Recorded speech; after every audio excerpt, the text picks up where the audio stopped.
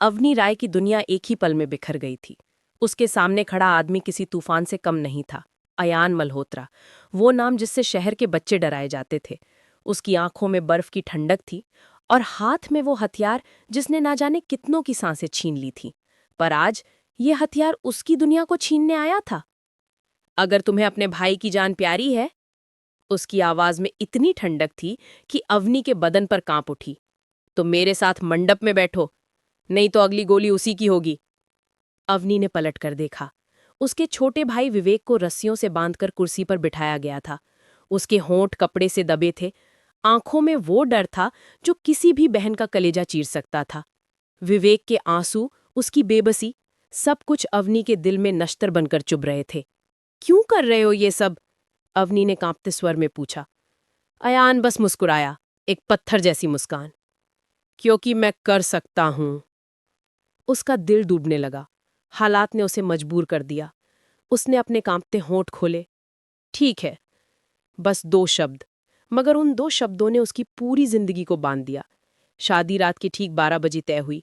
हवेली का वो कोना जहां कोई रोशनी तक नहीं थी, वहीं उनका मंडप बना। न बैंड, न बाजा, न बारात, बस एक मूक पुजारी, धुएं की हल्की लकीरें और 2 परछाइयां, एक मजबूरी, दूसरी हुकूमत।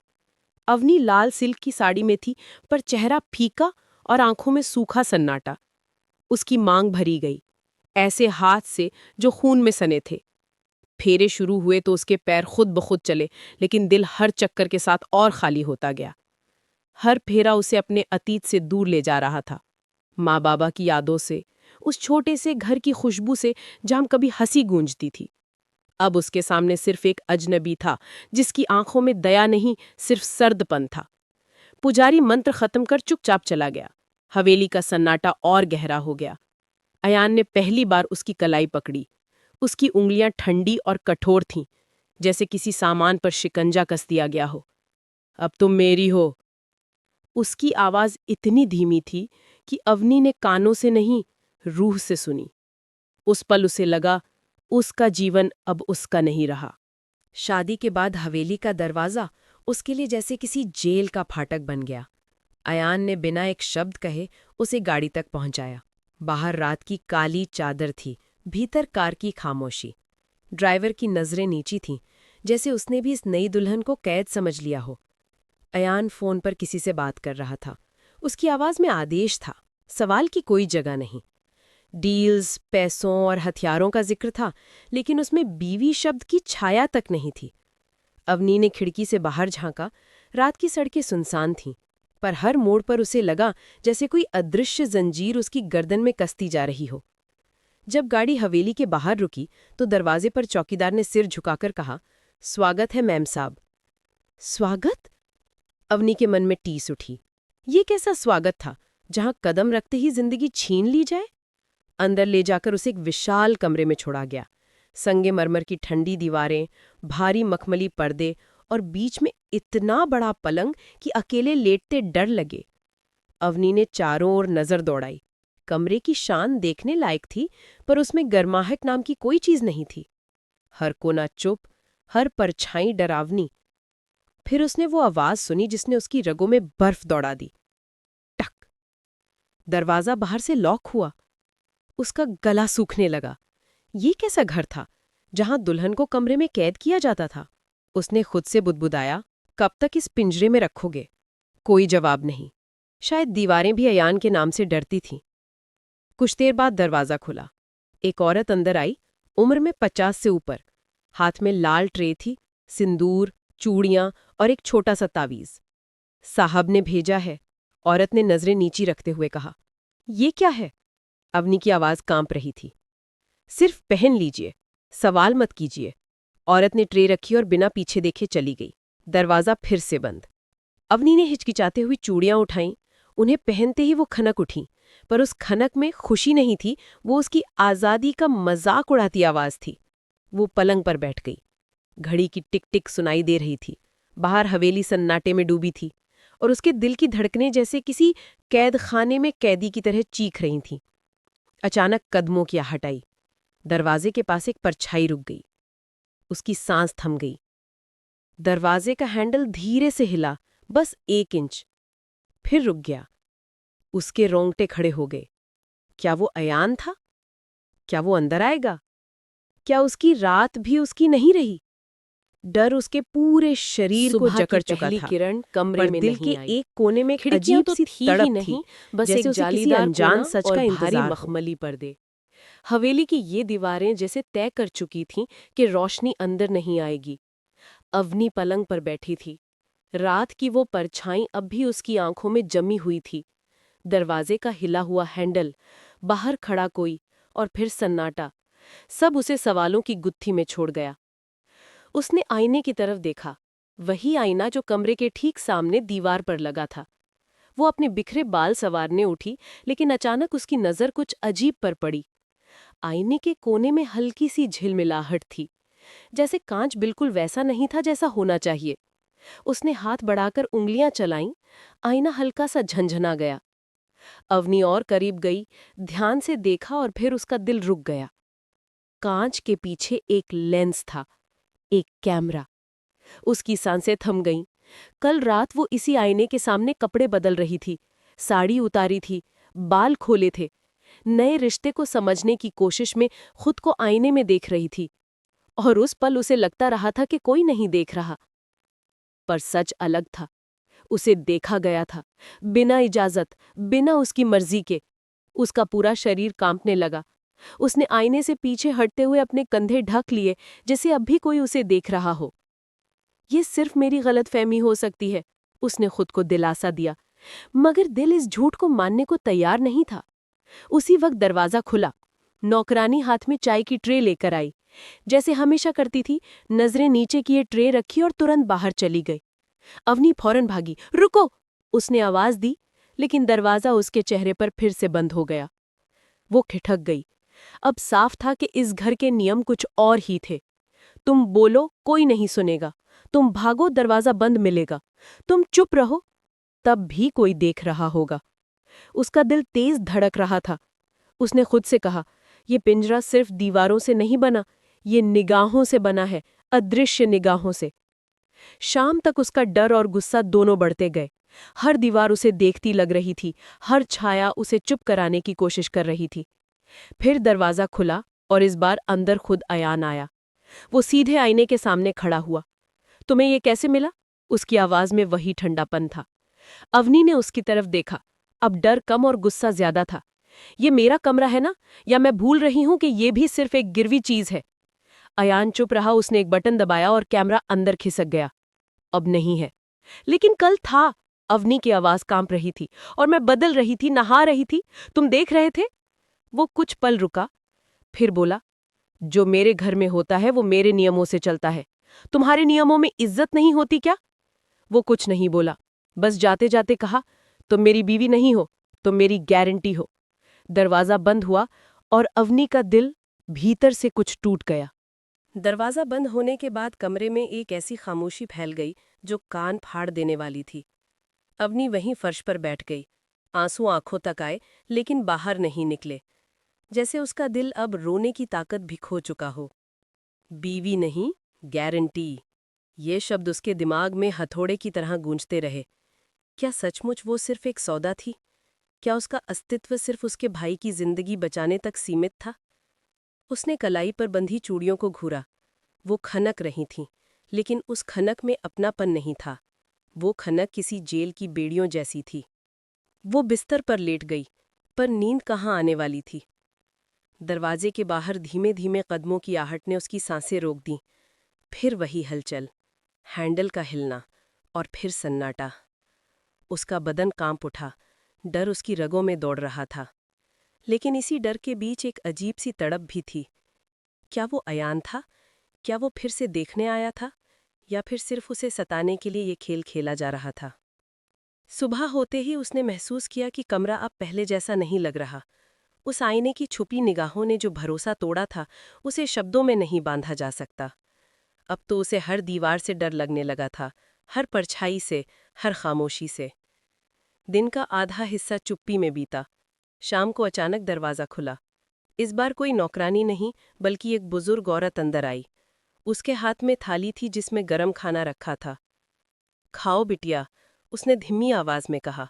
उसकी आंखों में थोड़ी नरमी थी। आपका नाम? अवनी ने फुसफुसाते हुए पूछा। लोग मुझे सविता काकी कहते हैं। मैं बरसों से यहाँ काम कर रही हूँ। अवनी ने उसके चेहरे को देखा। झुर्रियों के बीच छिपी ममता उसे कुछ पल के लिए अपनी माँ की याद दिला गई। क्या आप मुझे यहाँ से बाहर निकाल सकती हैं? अवनी ने हिम्मत जुटाकर पूछा। सविता काकी ने पल भर उसे देखा, फिर सिर झुका लिया। ये हवेली एक पिंजरा है बेटी, यहाँ से परिंदा भी पर फड़फड़ाए तो टूट जाता है।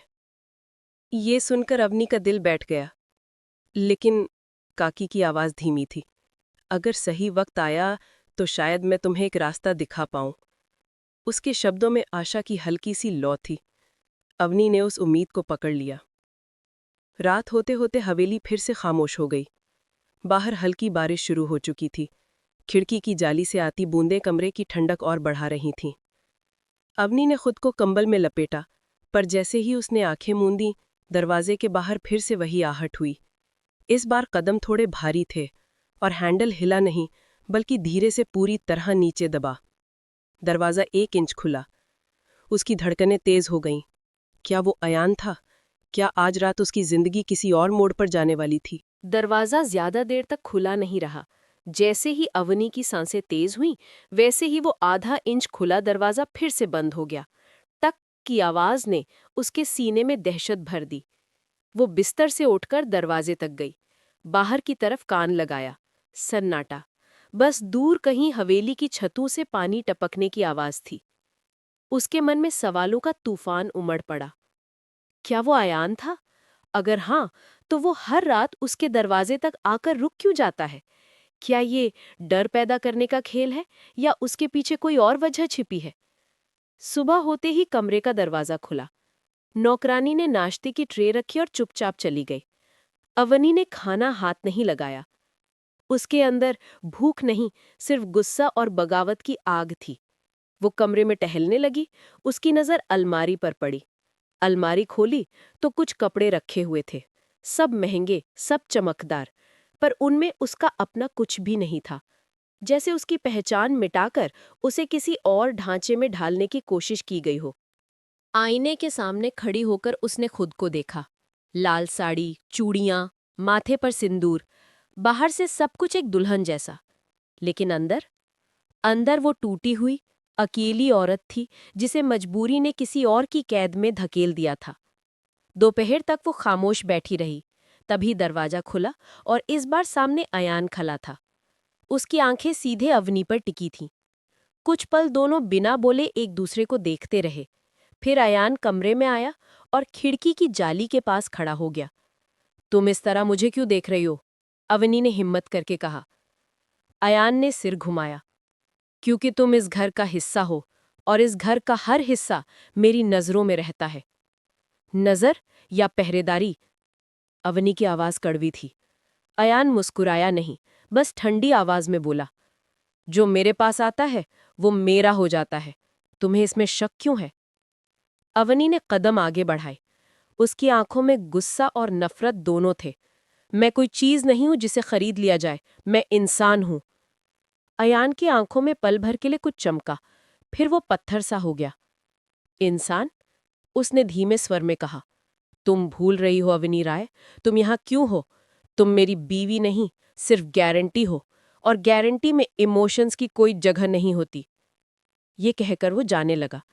दरवाजे तक पहुंचकर उसने ठहर कर जोड़ा, लेकिन याद रखना, इस हवेली का दरवाजा तुम्हारे लिए सिर्फ अंदर से है, बाहर का रास्ता मेरे हाथों में है। दरवाजा बंद हुआ। अवनी वहीं खड़ी रह गई। उसके भीतर डर और नफरत की आग और तेज हो गई। उसने मन ही मन कसम खाई, अगर ये पिंजरा है तो एक दिन वो इसके ताले तोड़ेगी, चाहे कीमत जो भी चुकानी पड़े। उस रात अवनी सो नहीं पाई। हर बार जब आंखें बंद करती, उसे वही आईना, वही छुपा कैमरा और अयान की ठंडी नजरें याद आतीं। कमरे की खामोशी उसे दबा रही थी, जैसे दीवारें धीरे धीरे उसके ऊपर गिर रही हों। अचानक उसे ख्याल आया, क्या सच में वो अकेली है या दीवारों के पीछे भी नजरें लगी हैं? उसने बेचैनी में कमरे का हर कोना टटोला, पर्दे हटाए, अलमारी खंगाली, यहाँ तक कि बिस्तर के नीचे भी झांका, लेकिन कुछ नहीं मिला। फिर भी उसके मन में शक और डर की गहरी परतें जम गईं। सुबह होते ही वो फिर से दरवाजे के पास गई। इस बार उसने दरवाजे के कुंडे को जोर से खींचा, लेकिन बाहर से लगे ताले ने उसका स्वागत किया। कैद, उसने धीमे स्वर में कहा। उसका गला भर आया, लेकिन आंसू अब निकलते नहीं थे। शायद रो रो कर वो सूख चुकी थी। कुछ देर बाद दरवाजा खुला। नौकरानी नहीं, बल्कि एक बूढ़ा आदमी अंदर आया। उसके हाथ में एक ट्रे थी, इस बार सिंदूर और चूड़ियों के साथ एक भारी भरकम सोने का हार रखा था। ये इस साहब ने भिजवाया है, उसने सिर झुकाकर कहा। अवनी ने हार को देखा। चमक इतनी तेज थी कि आंखें चुभने लगीं। उसने ट्रे को छुआ तक नहीं। साहब को कह देना, मुझे ये सब नहीं चाहिए। बूढ़े आदमी ने एक पल को उसकी ओर देखा, जैसे कुछ कहना चाहता हो, लेकिन डर ने उसकी जबान बांध दी। उसने बिना बोले ट्रे वहीं रख दी और चला गया। अवनी ने गुस्से में हार उठाकर अलमारी के अंदर फेंक दिया। मैं कोई गुड़िया नहीं जिसे सजाया जाए, उसने बुदबुदाया। शाम को हवेली की गलियों से आती फुसफुसाहटें उसके कानों तक पहुंचीं। वो दरवाजे से कान लगाकर सुनने लगी। शायद नौकर बातें कर रहे थे। कहते हैं मेहरा साहब ने ये शादी मजबूरी में की है, एक आवाज आई। मजबूरी? किससे? किसी पुराने दुश्मन से हिसाब बराबर करना था। ये लड़की बस गारंटी है, सौदे का हिस्सा। अवनी का दिल तेजी से धड़कने लगा। तो ये सच था, वो कोई बीबी नहीं, कोई साथी नहीं, बस सौदे की एक मोहर थी। रात को जब हवेली में सन्नाटा था, उसने खिड़की की जाली से बाहर झांकने की कोशिश की। दूर आंगन में अयान खड़ा था। उसके साथ कुछ लोग थे, हाथ में फाइलें, नक्शे और हथियार। अयान ठंडी सख्त आवाज में सबको आदेश दे रहा था। उसके चेहरे पर न गुस्सा था न नरमी, बस एक निर्दयी सन्नाटा। अवनी देर तक उसे देखती रही और तभी उसके अंदर एक अजीब एहसास पनपा। डर के साथ साथ एक अजीब आकर्षण। उसने खुद को झटके से पीछे खींच लिया। नहीं, मैं नफरत करती हूं उससे, उसने खुद से कहा। लेकिन दिल ने धीरे से फुसफुसाया, तो फिर उसकी ओर नजर क्यों जाती है अवनी? अगली सुबह हवेली में हलचल थी। नौकर चाकर इधर उधर भाग रहे थे, जैसे किसी बड़े मेहमान का इंतजाम हो। अवनी ने खिड़की की जाली से झांक कर देखा। काले शीशों वाली गाड़ियां एक एक करके अंदर आ रही थीं। बाहर हथियारबंद लोग खड़े थे। उनकी आंखों में वही ठंडापन था जो अयान की आंखों में दिखता था। थोड़ी देर बाद दरवाजा खुला। वही बूढ़ा आदमी अंदर आया और बोला, मेम साहब, साहब ने कहा है कि आप तैयार हो जाइए, आज आपको नीचे आना है। अवनी चौंक गई। नीचे? किस लिए? बूढ़े ने नजरें झुका लीं। साहब ने कहा है बस इतना बता दूं कि आज आपको हवेली के मेहमानों से मिलवाया जाएगा। अवनी के हाथ ठंडे पड़ गए। उसके लिए ये कैद का कमरा अब तक एक ढाल था। बाहर जाना मतलब उन अनजानी नजरों का सामना करना, लेकिन मना करने की गुंजाइश नहीं थी। कुछ देर बाद दरवाजा दोबारा खुला। इस बार दो और औरतें आईं, नौकरानियां। उनके हाथों में कपड़े और गहनों के बॉक्स थे। ये सब पहन लीजिए मेम साहब, उनमें से एक बोली। अवनी का मन चीखना चाहता था, पर उसके पास विकल्प नहीं था। उसने लाल और सुनहरी रंग का लहंगा पहना। भारी जेवर उसकी गर्दन और हाथों में डाल दिए गए। बालों में गजरा लगाया गया। आईने में जब उसने खुद को देखा तो उसका मन किया आईना तोड़ दे। जो औरत उसे दिख रही थी वो अवनी नहीं थी, वो बस एक कठपुतली थी, अयान की बनाई हुई। कुछ ही देर में उसे हवेली के बड़े हॉल में ले जाया गया। चारों तरफ अजनबी लोग बैठे थे, कुछ सूट में, कुछ हथियारों के साथ। सबकी आंखें उस पर थीं। हॉल के बीचों बीच अयान खड़ा था। उसके चेहरे पर वही बर्फीली शांति थी। ये है अवनी, उसने सबके सामने कहा। अब ये मेरे नाम से जुड़ी है, और जब तक ये मेरे पास है कोई भी सौदा अधूरा नहीं होगा। अवनी को ऐसा लगा जैसे उसके दिल पर किसी ने छुरा घोंप दिया हो। वो वहां खड़ी थी, लेकिन जैसे जिंदा लाश। मेहमानों की आंखों में उत्सुकता और कुछ की आंखों में वासना थी। अवनी ने नजरें झुका लीं। सभा खत्म होने के बाद अयान उसके पास आया। उसकी आवाज धीमी थी, लेकिन सख्त। आज तुमने सबको दिखाई हो, अब सबको पता है कि तुम मेरी गारंटी हो, समझी? अवनी ने उसके चेहरे पर देखा। उसकी आंखों में चुनौती थी। लेकिन मैं इंसान हूं अयान, तुम्हारी जायदाद नहीं। अयान के होंठ थोड़े खिंचे, जैसे वो मुस्कुराना चाहता हो, लेकिन रोक लिया। शायद तुम्हें अभी समझ नहीं आया, लेकिन एक दिन तुम खुद मानोगी कि तुम्हारी दुनिया अब सिर्फ मेरी है। उसने उसके कंधे पर हाथ रखा। वो हाथ उतना ही भारी लगा जितना पिंजरे का ताला। उस रात कमरे में लौटकर अवनी देर तक सोचती रही। बाहर से जो लोग आए थे, उनकी आंखों में उसने सिर्फ डर नहीं बल्कि अयान के लिए सम्मान भी देखा था। उसके दिल ने धीरे से कहा, क्या ये आदमी सिर्फ राक्षस है या इसके पीछे कोई और कहानी छुपी है?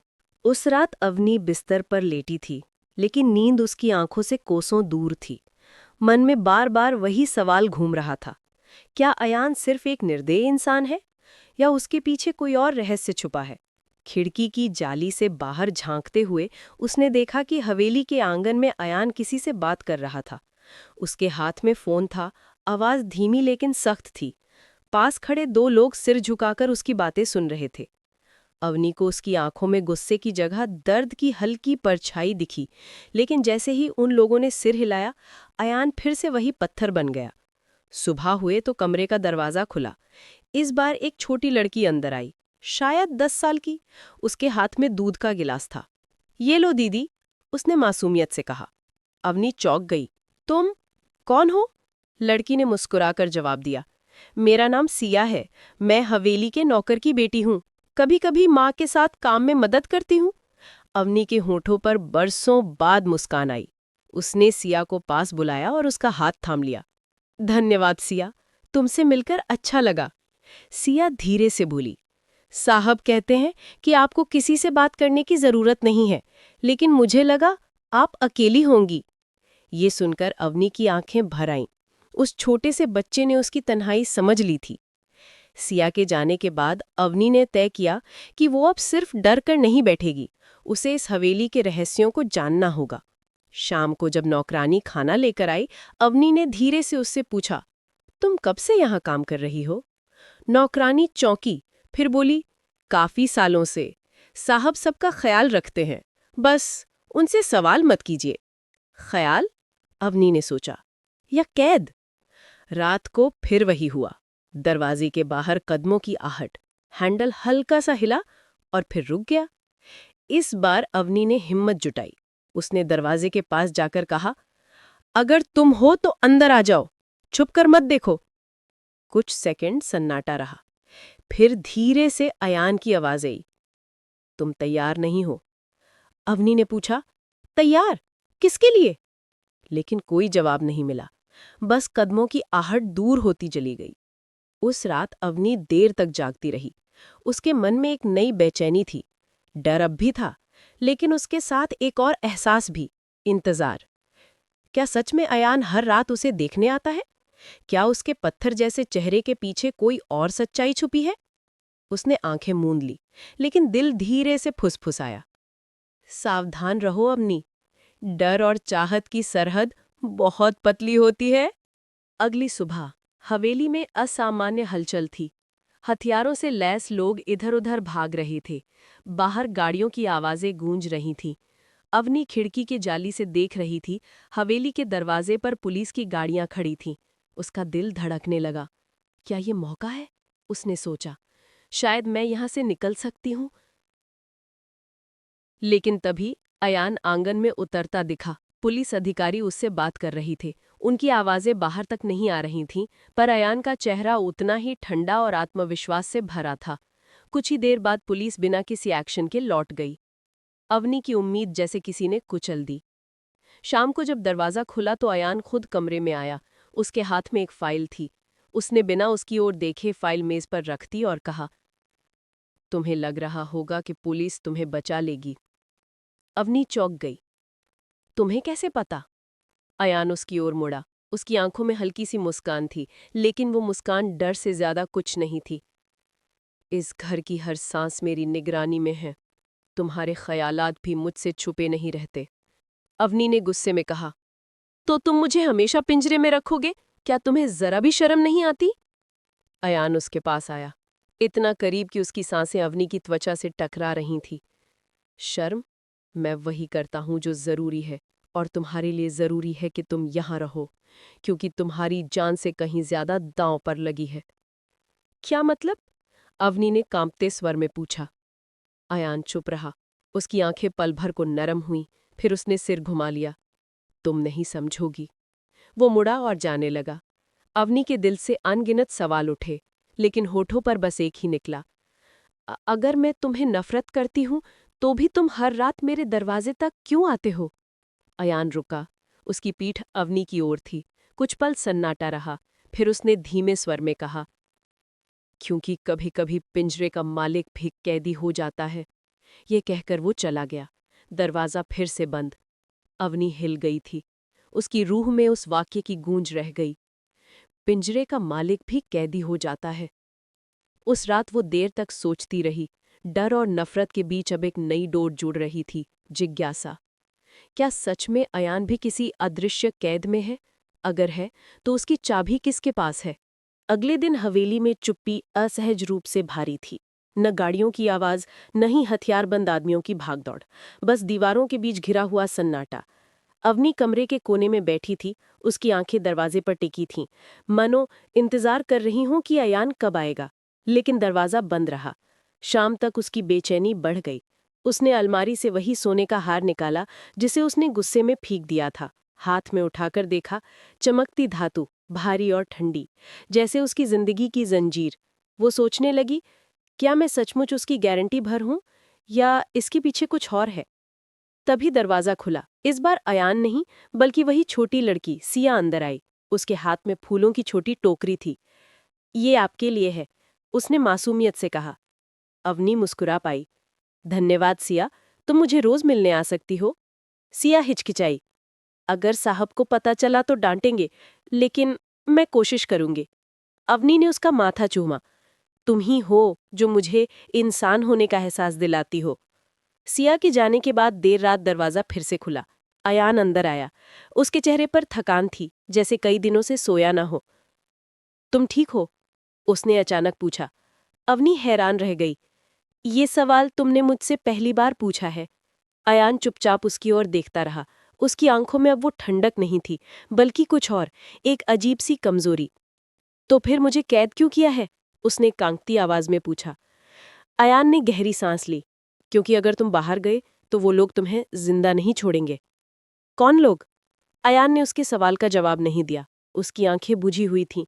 उसने बस कहा, "तुम समझोगी, लेकिन अभी नहीं।" वो जाने लगा, लेकिन दरवाजे तक पहुंचकर रुक गया और धीमे स्वर में बोला, "कभी कभी मुझे लगता है तुम ही मेरी सबसे बड़ी मजबूरी हो।" दरवाजा बंद हो गया। अवनी वहीं खड़ी रह गई। उसके मन में डर अब भी था, लेकिन साथ ही कुछ और भी। क्या सचमुच अयान उसे बचाने के लिए यहाँ बंद रख रहा है, या ये बस एक और छलावा है? उसके भीतर सवालों की आंधी उठी, और उसी आंधी में उसने महसूस किया, अब वो सिर्फ कैदी नहीं थी, वो अयान की कमजोरी भी बनती जा रही थी। रात लंबी थी। हवेली में गहरी खामोशी पसरी हुई थी, लेकिन अवनी के मन में तूफान चल रहा था। अयान के शब्द बार बार उसके कानों में गूंज रहे थे। "अगर तुम बाहर गईं, तो वो लोग तुम्हें जिंदा नहीं छोड़ेंगे।" वो लोग कौन है? क्यों उसकी जान खतरे में है? और अगर सचमुच खतरा है, तो क्या अयान की कैद सुरक्षा है या सजा? सुबह हुई। दरवाजा खुला और नौकरानी ने नाश्ते की ट्रे रख दी। अवनी ने उसे रोका। "सुनो, क्या तुम मुझे अयान के बारे में कुछ बता सकती हो?" नौकरानी सकपका गई। नहीं मेम साहब, हम यहाँ बस काम करते हैं। साहब के बारे में सवाल करना मना है।" "क्यों?" नौकरानी ने नजरें झुका लीं। "क्योंकि इस हवेली में हर जवाब की कीमत जान से चुकानी पड़ती है।" ये कहकर वो चली गई। अवनी का दिल बैठ गया। वो समझ चुकी थी कि इस घर में सच्चाई जानना उतना ही खतरनाक है जितना कैद में रहना। दोपहर को खिड़की से उसे आंगन में हलचल दिखी। काले कपड़ों में कुछ आदमी आए थे। उनके पास नक्शे और हथियार थे। अयान बीच में खड़ा था, सबको आदेश दे रहा था। अवनी को उसकी आंखों में वही ठंडी दृढ़ता दिखी, लेकिन जब उसकी नज़र अचानक खिड़की की ओर उठी, तो एक पल के लिए उनकी आंखें मिलीं। अयान की नज़रें बदल गईं, पत्थर से कुछ नरम, जैसे वो कहना चाहता हो, "तुम्हें डरने की ज़रूरत नहीं है।" शाम को दरवाज़ा फिर खुला। इस बार अयान अंदर आया। उसके हाथ में एक पुराना लिफाफा था। उसने अवनी की ओर देखा और धीरे से कहा, "ये तुम्हारे लिए है।" अवनी ने कांपते हाथों से लिफाफा लिया। अंदर उसके माँ बाप की तस्वीर थी। उसकी आंखों से आंसू छलक पड़े। "तुम्हें ये कहाँ से मिला?" "मैंने मंगवाया, ताकि तुम्हें याद रहे कि तुम अकेली नहीं हो।" अवनी रो पड़ी। इतने दिनों में पहली बार उसके भीतर इंसानियत की झलक दिखी थी। लेकिन तुम ऐसा क्यों कर रहे हो? उसने पूछा। अयान कुछ देर चुप रहा, फिर बोला, क्योंकि कभी कभी मुझे लगता है इस दुनिया ने हम दोनों ही कैदी हैं, तुम मेरे और मैं अपने अतीत का। अवनी ने उसकी आंखों में देखा, उनमें दर्द था, गहराई थी, और उसी गहराई में उसने एक नया सच महसूस किया। उसका डर अब धीरे धीरे किसी और एहसास में बदल रहा था। लेकिन उसी पल अयान का फोन बजा। उसने कॉल उठाई, चेहरा गंभीर हो गया। हाँ, मैं आ रहा हूं। फोन काटकर उसने अवनी से कहा, तुम्हें आज रात किसी भी हालत में कमरे से बाहर नहीं निकलना है, चाहे कुछ भी हो जाए। ये कहकर वो चला गया। दरवाजा जोर से बंद हुआ। अवनी का दिल तेजी से धड़कने लगा। क्या होने वाला है आज रात? रात अजीब तरह की बेचैनी लेकर आई। हवेली के बाहर से अजनबी गाड़ियों के इंजन और तेज कदमों की आवाजें सुनाई दे रही थीं। अवनी का दिल हर पल और तेज धड़क रहा था। वो खिड़की की जाली से झांकने लगी। आंगन में दर्जनों लोग थे, कुछ हथियार बंद, कुछ सूट बूट में। अयान उनके बीच खड़ा था, चेहरे पर वही सख्त मुखौटा। उनकी बातचीत की आवाज साफ नहीं आ रही थी, लेकिन माहौल से लग रहा था कि मामला खतरनाक है। नक्शे फैलाए गए, फाइलें बांटी गईं, और फिर अचानक गोलियों जैसी आवाजें हवा में गूंज उठीं। अवनी चौंक गई, उसका गला सूख गया। उसने घबराकर दरवाजे की ओर देखा। क्या ताला अब भी मजबूत है? अगर गोलियां चल रही हैं तो क्या उसका कमरा भी सुरक्षित रहेगा? उसी पल बाहर गलियारे में दौड़ते कदमों की आवाज आई। किसी ने चिल्लाकर कहा, साहब, हमला हो गया है। अवनी का खून जम गया। हमला? किसका और क्यों? दरवाजा अचानक खुला। ये नौकर या सिया नहीं थी, खुद अयान था। उसके माथे पर पसीना था, हाथ में बंदूक। मेरे साथ चलो, उसने सख्त स्वर में कहा। अवनी पीछे हट गई। क्या क्या हो रहा है? समय नहीं है समझाने का। अयान ने उसकी कलाई पकड़ ली। उसकी पकड़ ठंडी और मजबूत थी, लेकिन उसमें हड़बड़ी साफ झलक रही थी। वो उसे गलियारे से खींचते हुए ले गया। हवेली में अफरा तफरी मची थी। हर तरफ लोग भाग रहे थे, गोलियों की गूंज दीवारों से टकरा रही थी। अवनी का दिल डर से कांप रहा था, लेकिन अयान की पकड़ ने उसे गिरने नहीं दिया। वो दोनों हवेली के पिछले हिस्से में पहुंचे। वहां एक गुप्त दरवाजा था, जिसे देखकर अवनी हैरान रह गई। अयान ने ताला खोला और बोला, यहां से निकलना होगा। लेकिन तुम? अवनी ने घबराकर पूछा। अयान की आंखें उसकी आंखों से मिली। मुझे वापस जाना होगा। ये मेरी लड़ाई है, लेकिन तुम्हें सुरक्षित रहना जरूरी है। अवनी कांपती आवाज में बोली, मैं क्यों? क्यों सिर्फ मुझे? अयान कुछ पल चुप रहा। उसकी सांसें भारी थीं। फिर उसने धीमे स्वर में कहा, क्योंकि अगर तुम मरी तो मेरा सौदा ही नहीं, मेरी वजह भी खत्म हो जाएगी। ये कहकर उसने उसे दरवाजे के अंदर धकेला। अंदर अंधेरा था, लेकिन रास्ता साफ था। जाओ, अयान चिल्लाया, और किसी पर भरोसा मत करना। दरवाजा उसके पीछे बंद हो गया। अवनी अंधेरे में खड़ी रह गई, सांसें तेज, दिल धड़कता हुआ। वजह? किस वजह की बात कर रहा था अयान? क्या सच में उसकी जिंदगी उससे जुड़ी है? बाहर गोलियों की गूंज अब भी जारी थी, लेकिन अवनी के भीतर कुछ और ही गूंज रहा था। अयान की आवाज, अगर तुम मरी तो मेरी वजह खत्म हो जाएगी। अवनी ने अंधेरे में कुछ कदम बढ़ाए। संकरी सीढ़ियां नीचे जा रही थी। हर कदम के साथ उसके पांव कांप रहे थे, लेकिन पीछे मुड़ने का कोई रास्ता नहीं था। सीढ़ियों के आखिर में एक लोहे का दरवाजा था। उसने हिम्मत करके उसे खोला। सामने एक लंबा गलियारा था, जिसमें छोटे छोटे बल्ब झिलमिला रहे थे। ऐसा लग रहा था जैसे ये कोई पुरानी सुरंग हो। हवा नम और भारी थी। अवनी का गला सूख रहा था, लेकिन उसके कानों में अब भी अयान की आवाज गूंज रही थी। ये मेरी लड़ाई है, लेकिन तुम्हें जिंदा रहना जरूरी है। वो धीरे धीरे गलियारे में आगे बढ़ी। अचानक उसे लगा कि कोई उसका पीछा कर रहा है। उसने रुककर पीछे देखा, बस सन्नाटा। फिर भी उसकी धड़कनें थम नहीं रही थी। कदमों की आहट तेज हुई। इस बार ये उसका भ्रम नहीं था, कोई सचमुच उसके पीछे था। अवनी घबराकर दौड़ने लगी। उसका पल्लू बार बार पैरों में उलझ रहा था, लेकिन उसने परवाह नहीं की। सामने एक लकड़ी का दरवाजा दिखा। उसने पूरी ताकत से धक्का दिया। दरवाजा खुला और वो बाहर गिर पड़ी। ये हवेली का पिछला हिस्सा था। चारों तरफ जंगल फैला हुआ था। हवा में बारूद और धुएं की गंध थी। दूर से गोलियों की आवाज अब भी आ रही थी। लेकिन जो चीज उसे सबसे ज्यादा डरा गई, वो था दरवाजे से निकलता हुआ साया। वो वही आदमी था जिसे उसने पहले भी कुछ बार हवेली में देखा था। काले कपड़े, चेहरे पर चोट के निशान और आंखों में खून उतरा आया गुस्सा। उसने ठंडी हंसी के साथ कहा, तो ये है मेहरा की गारंटी। अवनी का दिल रुक सा गया। इसने भी सुना है कि मैं सिर्फ गारंटी हूं। वो पीछे हटने लगी, लेकिन आदमी ने बंदूक तान दी। भागने की कोशिश मत करना, तुम्हें ले जाना है मुझे, हमारे मालिक के पास। अवनी कांपते हुए बोली, कौन मालिक? आदमी हंस पड़ा। वो जिसे इस शहर में सब भूलना चाहते हैं और जिसे मेहरा ने धोखा दिया है। अवनी को लगा जैसे जमीन उसके पैरों के नीचे से खिसक रही हो। क्या अयान ने सचमुच किसी का धोखा किया है और अब मैं उसी साजिश में फंस गई हूं? उसी पल गोली चली। आदमी की बंदूक जमीन पर गिर गई। उसने दर्द से चीखते हुए पीछे देखा। अयान खड़ा था, खून से लथपथ, लेकिन आंखों में वही बर्फीली ठंडक। हिम्मत कैसे हुई मेरी चीज को छूने की? उसकी आवाज जमीन तक कांप गई। आदमी भागने लगा, लेकिन अयान ने उसे पकड़कर दीवार से दे मारा। फिर उसके सीने पर बंदूक रख दी। अवनी स्तब्ध खड़ी रह गई।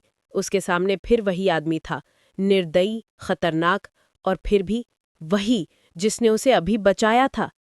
अयान ने बिना उसकी तरफ देखे कहा, कमरे में वापस जाओ अवनी, ये दृश्य तुम्हारे लिए नहीं है। अवनी के होंठ कांप उठे।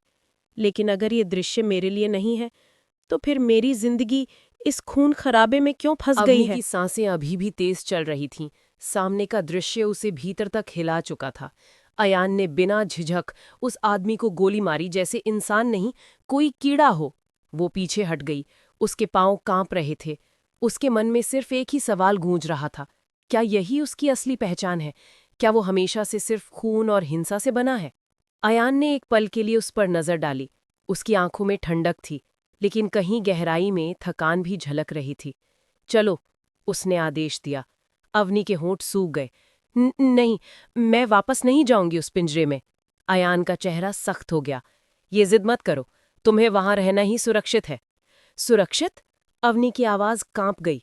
जहां दीवारों में कैमरे लगे हों, जहां दरवाजे बाहर से लॉक होते हों, जहां मैं दिन रात डर में जीती हूं, क्या उसे तुम सुरक्षित कहते हो? उसकी आंखों से आंसू बह निकले। आज अगर तुम यहां नहीं होते तो मैं मारी जाती। तुम्हारे दुश्मनों के लिए मैं सिर्फ एक सौदा हूं अयान, लेकिन मेरे लिए मैं क्या हूं? अयान कुछ क्षण चुप रहा। उसकी उंगलियां बंदूक पर और कस गईं, जैसे गुस्सा और कमजोरी साथ साथ लड़े हों। फिर उसने धीमी आवाज में कहा, तुम मेरी गारंटी हो अवनी, ये सच है। लेकिन वो ठहर गया। उसकी सांसें भारी हो रही थीं। लेकिन तुम मेरी कमजोरी भी बनती जा रही हो। अवनी की आंखें फैल गईं। उसने सोचा शायद उसने गलत सुना है। कमजोरी? अयान ने सिर झुका लिया। हाँ, और यही मुझे डराता है, क्योंकि इस खेल में जिसकी भी कमजोरी होती है वो मरता है या फिर खो देता है सब कुछ। उसने कदम आगे बढ़ाया। अब वो बेहद करीब था। अवनी को उसकी सांस अपने चेहरे पर महसूस हो रही थी। तुम्हें कैद करके रखा है मैंने अवनी, ताकि कोई तुम्हें छू भी ना सके। लेकिन शायद सबसे बड़ा कैदी तो मैं खुद बन गया हूं। अवनी की धड़कनें रुक सी गईं। उसने उसकी आंखों में झांका, वो आंखें जिनमें पहली बार इंसानियत की हल्की झलक थी। लेकिन अगले ही पल अयान पीछे हट गया। उसने चेहरा कठोर कर लिया। चलो, अभी बहस का वक्त नहीं है, दुश्मन पास है। अवनी ने हिम्मत जुटाकर कहा, और अगर मैं नहीं चली तो? अयान की आंखों में एक पल को आग सी चमकी। फिर उसने धीमे स्वर में कहा, तो मुझे तुम्हें उठाकर ले जाना पड़ेगा, और मुझसे लड़ने की ताकत तुम्हारे पास नहीं है। अवनी की सांस अटक गई। वो जानती थी उसकी बात झूठ नहीं थी। धीरे धीरे उसने कदम बढ़ाए। अयान उसके साथ था, लेकिन दोनों के बीच अब सिर्फ डर ही नहीं था, कुछ और भी था। एक अनकहा रिश्ता जो नफरत और खिंचाव के बीच झूल रहा था। हवेली के अंदर लौटते समय माहौल पहले से कहीं ज्यादा तनावपूर्ण था। चारों तरफ लोग घायल पड़े थे, दीवारों पर गोलियों के निशान थे, और हवा में धुएं की गंध तैर रही थी। अवनी ने कांपते हुए चारों ओर देखा। उसे लग रहा था जैसे ये जगह अब सिर्फ खून और चीखों से भरी हुई है। क्या यही उसका भविष्य है? अयान उसकी कलाई पकड़े तेज कदमों से चलता जा रहा था। वो हर मोड़ पर नजर डाल रहा था, मानो किसी भी पल दुश्मन सामने आ सकता हो। तुम्हें डरने की जरूरत नहीं, उसने अचानक कहा, जैसे उसके मन की आवाज सुन ली हो। अवनी हंस पड़ी, कटाक्ष भरी हंसी। डरने की जरूरत नहीं। इस हवेली में हर दीवार, हर छाया मुझे डराती है अयान, और तुम कहते हो डरने की जरूरत नहीं। अयान चुप रहा। शायद उसके पास कोई जवाब नहीं था। वे दोनों उसके कमरे तक पहुंचे। अयान ने दरवाजा खोला, लेकिन इस बार उसने ताला बाहर से नहीं लगाया। अवनी ने हैरानी से उसकी ओर देखा। आज बंद क्यों नहीं किया? अयान ने गहरी सांस ली। क्योंकि तुम अब कैदी नहीं हो। उसके शब्द सुनकर अवनी के कदम ठिठक गए। दिल में हल्की सी उम्मीद जगी, लेकिन तुरंत ही शक ने उसे घेर लिया। क्या मतलब? अयान धीरे से बोला, मैंने तुम्हें यहाँ इसलिए रखा था क्योंकि मुझे यकीन था कि तुम सिर्फ मेरी सौदेबाजी की गारंटी हो। लेकिन आज मुझे एहसास हुआ कि तुम्हें कैद करके मैं खुद को कैद कर रहा था। अवनी कुछ पल तक उसे देखती रही। उसके चेहरे पर कोई मुखौटा नहीं था, बस थकान और सच्चाई। तो अब? उसने धीमे स्वर में पूछा। अयान उसके और करीब आया। अब तुम्हें रहने या जाने का हक है, लेकिन याद रखना, बाहर की दुनिया तुम्हें मुझसे भी ज्यादा तकलीफ देगी। वहां हर कोई तुम्हें सिर्फ एक सौदे की नजर से देखेगा। अवनी का गला सूख गया। वो सोच में पड़ गई। क्या सच में बाहर जाने का मतलब आजादी होगा या एक नई कैद? अयान ने हाथ बढ़ाकर उसके चेहरे से बालों की एक लट हटाई। उसकी उंगलियां ठंडी थीं, लेकिन उस छुअन में पहली बार हिंसा नहीं थी, बस एक अजीब सी कसक। अवनी, उसने बमुश्किल कहा, अगर तुम चाहो तो जा सकती हो, लेकिन अगर रुकना चाहो तो इस बार अपनी मर्जी से रुकोगी, मेरे आदेश से नहीं। अवनी की आंखें भर आईं। उसने सोचा था कि वो सिर्फ उससे नफरत करेगी, लेकिन आज उसके दिल में उलझनें और गहरी हो गई थीं। कमरे में सन्नाटा छा गया। बाहर कहीं दूर गोली की आखिरी गूंज सुनाई दी, मानो लड़ाई खत्म हो रही हो। लेकिन असली लड़ाई अब अवनी के दिल में शुरू हुई थी। रात गहरी हो चुकी थी। हवेली में हलचल कम हो गई थी, लेकिन अवनी के दिल में तूफान अब भी चल रहा था। बिस्तर पर बैठी वो बार बार अयान की बातों को याद कर रही थी। अगर तुम चाहो तो जा सकती हो, लेकिन अगर रुकना चाहो तो इस बार अपनी मर्जी से रुकोगी। ये शब्द उसके कानों में गूंज रहे थे। क्या सच में उसे आज़ादी मिल गई है, या ये भी कोई नया खेल है? उसने खिड़की की जाली से बाहर झांका। चांदनी हवेली की दीवारों पर अटकी हुई थी। बाहर का जंगल डरावना और रहस्यमयी लग रहा था। क्या मैं वहां जाऊं तो सच में आजाद हो पाऊंगी, या किसी और शिकारी के हाथों में फंस जाऊंगी? दरवाजा हल्के से चरमराया। अवनी चौंक गई। उसने पलटकर देखा। अयान खड़ा था। उसके हाथ में कोई हथियार नहीं था, बस एक गिलास पानी। नींद नहीं आ रही? उसने सामान्य स्वर में पूछा। अवनी ने उसे घूरा। तुम्हें लगता है इस घर में किसी को नींद आ सकती है? अयान हल्की मुस्कान के साथ कमरे में दाखिल हुआ। उसने गिलास उसकी ओर बढ़ाया। पी लो, तुम्हारी आंखों में थकान है। अवनी ने झिझकते हुए गिलास थाम लिया, लेकिन उसके मन में सवालों का सिलसिला नहीं रुका। अयान, उसने हिम्मत जुटाकर कहा, आज जब तुमने मुझे छोड़ा तो लगा शायद तुम बदल रहे हो, लेकिन मैं ये कैसे मान लूं कि कल तुम फिर से वही क्रूर इंसान नहीं बनोगे? अयान कुछ देर तक चुप रहा। फिर उसने धीरे से कहा, मैं वही हूं अवनी, क्रूर, निर्दयी और खतरनाक। ये चेहरा मैं बदल नहीं सकता, लेकिन तुम्हारे सामने कभी कभी लगता है जैसे मैं फिर से इंसान बन सकता हूं। उसके शब्दों में सच्चाई थी, लेकिन वो सच्चाई थी डरावनी थी। अवनी ने नजरें झुका लीं। उसके दिल में एक अजीब सी खिंचाव थी। नफरत और आकर्षण दोनों साथ साथ पनप रहे थे। अयान ने कदम बढ़ाए। अब वो बेहद करीब था। उसकी आवाज धीमी हो गई। तुम सोचती हो मैं तुम्हें कैद करके रखता हूं। सच ये है कि अगर तुम चाहो तो मैं खुद अपने सारे दरवाजे खोल दूंगा। लेकिन वो रुका। उसकी आंखें गहरी और बेचैन थीं। अगर तुम चली गई तो शायद मैं फिर से वही बन जाऊंगा जो पूरी दुनिया मुझसे डरती है। और अगर तुम रुकी तो शायद मुझे पहली बार चैन मिलेगा। अवनी का दिल जोर से धड़का। उसकी उंगलियां ग्लास पर कस गईं। कमरे में सिर्फ उनके दिलों की धड़कन गूंज रही थी। अयान के शब्द उसके कानों में उतरकर उसकी आत्मा को झकझोर रहे थे। क्या सच में उसके पास अब चुनाव था, या ये भी किसी और तरह की कैद थी? प्यार, और नफरत की कैद। सुबह की पहली किरण हवेली की ऊंची दीवारों को छू रही थी। अवनी खिड़की के पास खड़ी थी, उसकी आंखों में नींद नहीं थी। सारी रात उसने करवटें बदली, लेकिन चैन नहीं मिला। नीचे आंगन में हलचल थी, गाड़ियां तैयार हो रही थीं, लोग हथियार समेट रहे थे। ऐसा लग रहा था जैसे अयान किसी बड़ी जंग के लिए निकलने वाला हो। दरवाजा खुला और अयान अंदर आया। इस बार उसके कपड़े सादे थे, लेकिन उसकी आंखों में वही तूफान था। तुम्हें कहीं जाना है? अवनी ने पूछा। अयान में उसकी ओर देखा। हाँ, एक सौदा है, खतरनाक है लेकिन जरूरी भी। अवनी का दिल धक से रह गया। क्या ये वही पल है जब उसे छोड़कर जाने का मौका मिलेगा? और अगर तुम वापस नहीं लौटे तो? उसने कांपती आवाज में पूछा। अयान कुछ पल के लिए चुप रहा, फिर धीमे स्वर में बोला, तो हवेली के दरवाजे खुल जाएंगे, तुम आजाद हो जाओगी। अवनी की आंखों में आंसू छलक आए। तो मेरे लिए तुम्हारी आजादी तुम्हारी मौत से जुड़ी है? अयान उसके पास आया और उसके कंधे पर हाथ रखा। उस स्पर्श में पहली बार अपनापन था, अधिकार नहीं। तुम समझ नहीं रही हो अवनी, मेरी दुनिया में रिश्तों की कोई गारंटी नहीं होती। आज जिंदा हूं, कल रहूंगा या नहीं कह नहीं सकता। लेकिन एक बात जान लो, अगर मैं लौट कर आया तो तुम्हें फिर कभी अकेला नहीं छोड़ूंगा। अवनी ने उसकी आंखों में झांका। वहां पहली बार डर नहीं बल्कि सच्चाई दिखी।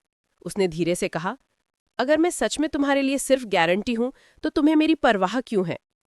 अयान की सांसें भारी हो गईं। उसने जवाब दिया, क्योंकि गारंटी तो सिर्फ सौदे के लिए होती है, लेकिन तुम मेरी वजह बन चुकी हो। ये कहकर वो पलटा और बाहर चला गया। अवनी वहीं खड़ी रह गई, दिल जोर जोर से धड़कता हुआ। आंगन में गाड़ियों के इंजन गूंजे। अयान उनमें से एक में बैठा और काफिला बाहर निकल गया। दरवाजे सचमुच खुले रह गए थे। हवेली अब पिंजरे जैसी नहीं लग रही थी। वो चाहती तो भाग सकती थी, लेकिन उसके कदम वहीं जमे रहे। उसका दिल पूछ रहा था, क्या आज़ादी सच में भागने में है या उस इंसान का इंतजार करने में जो हर पल खतरों से घिरा है? अवनी ने गहरी सांस ली और खिड़की से बाहर देखा।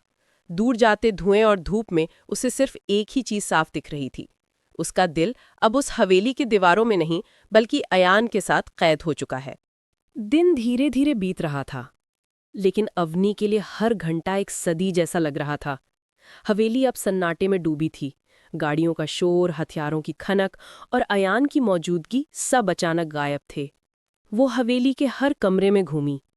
पहली बार उसने महसूस किया कि दरवाजे खुले हुए हैं, कोई रोकने वाला नहीं था। लेकिन ये आज़ादी उसे बोझे लग रही थी। रसोई में सिया मिली। उसकी आंखों में भी चिंता थी। साहब गए हैं, है ना? उसने धीरे से पूछा। अवनी ने सिर हिलाया। क्या तुम जानती हो कहाँ गए हैं? सिया ने नजरें झुका लीं। मैं ज्यादा नहीं जानती, बस इतना सुना है कि उनके दुश्मन लौट आए हैं, पुराने हिसाब चुकता करने। अवनी का दिल डूब गया। क्या अयान वापस आएगा? वो अपने कमरे में लौट आई। खिड़की से बाहर देखते उसने सोचा, अगर मैं भाग जाऊं तो? ये सही वक्त है, कोई रोकने वाला नहीं है। लेकिन दिल ने तुरंत जवाब दिया, और अगर अयान लौटा तो? क्या वो मुझे ढूंढेगा? क्या वो टूट जाएगा? वो सोचते सोचते बिस्तर पर लेट गई। कब नींद आ गई उसे पता ही नहीं चला। रात को अचानक चीखों की आवाज से उसकी आंख खुली। हवेली के बाहर अफरा-तफरी मच गई थी। गाड़ियों के टायरों की चीख, गोलियों की गूंज और लोगों की दौड़ सब मिलकर माहौल को खौफनाक बना रहे थे। अवनी का दिल जोर से धड़कने लगा। उसने खिड़की से झांका। बाहर धुएं और आग के बीच गाड़ियां दाखिल हो रही थीं। हथियारबंद लोग चिल्ला रहे थे। क्या अयान लौट आया है? दरवाजा अचानक खुला। सिया भागती हुई अंदर आई। मेम साहब, नीचे मत जाइए, दुश्मन हवेली में घुस आए हैं। अवनी के पैरों तले जमीन खिसक गई। और अयान? सिया ने कांपते स्वर में कहा। साहब साहब घायल हो गए हैं। अवनी का खून जम गया। वो दौड़कर कमरे से बाहर निकली।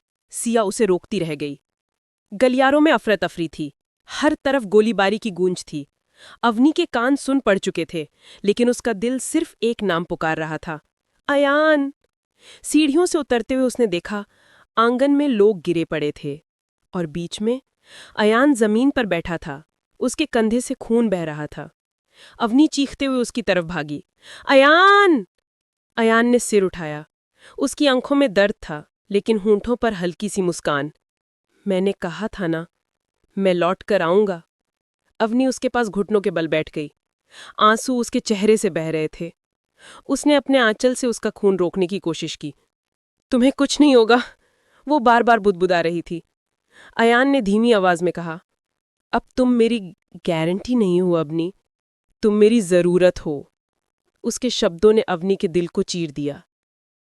अवनी ने अयान का सिर अपनी गोद में रख लिया। उसके हाथ कांप रहे थे, आंसू लगातार गिर रहे थे। हवेली में चारों ओर अफरा तफरी थी, लेकिन उस पल उसके लिए सिर्फ अयान था। तुम्हें कुछ नहीं होगा, मैं किसी को तुम्हें छूने नहीं दूंगी, अवनी बार बार बुदबुदा रही थी। अयान हल्की मुस्कान के साथ उसकी ओर देख रहा था। उसकी आंखों में दर्द था, लेकिन उनमें एक अजीब सा सुकून भी था। तुम रो क्यों रही हो? मैंने सोचा था तुम मेरी मौत की दुआ करती होगी।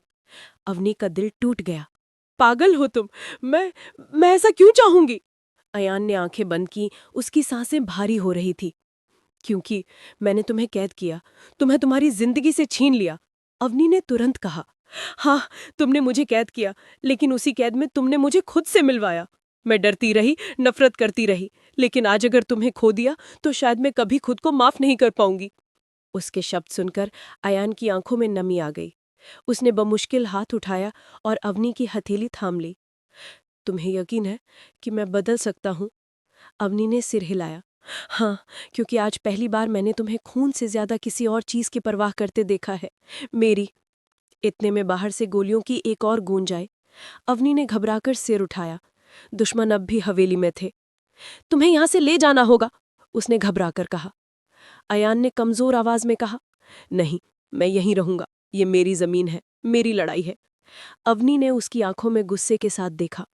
और मैं तुम्हें मरने नहीं दूंगी, अगर जरूरी हुआ तो तुम्हारे लिए दुनिया से लड़ जाऊंगी। उसकी आवाज में वो कांपती हुई लड़की नहीं थी जिसे पहली रात पिंजरे में बंद किया गया था। उसमें अब हिम्मत थी, वो हिम्मत जो अयान से टकरा सकती थी। अयान ने उसे देखा। उसकी सांसें भारी थी, लेकिन चेहरे पर हल्की मुस्कान आ गई। तुम्हें नहीं पता अवनी, इस दुनिया में मेरे साथ खड़े होना आसान नहीं है, शायद, लेकिन तुम्हारे बिना जीना भी आसान नहीं है। उनकी आंखें मिली। उस पल हवेली का शोर, गोलियों की गूंज, सब जैसे धुंधला गया। अयान ने उसकी हथेली कसकर थाम ली। अगर मैं जिंदा बचा तो मैं तुम्हें कभी अकेला नहीं छोड़ूंगा। अवनी की आंखों से आंसू बह निकले। उसने झुककर उसके माथे पर होंठ रख दिए। तुम्हें जिंदा रहना ही होगा अयान, क्योंकि अब तुम सिर्फ मेरी कैद नहीं हो, तुम मेरी दुनिया हो। हवेली की दीवारों के बाहर गोलियों की गूंज अब धीमी पड़ने लगी थी। अयान के आदमी आखिरकार दुश्मनों को खदेड़ चुके थे। जमीन पर बारूद और खून की गंध थी, लेकिन हवेली के अंदर, जहां अवनी और अयान थे, वहां एक और जंग चल रही थी, मौत और जिंदगी की। अवनी ने अयान को बाहों में कस लिया था।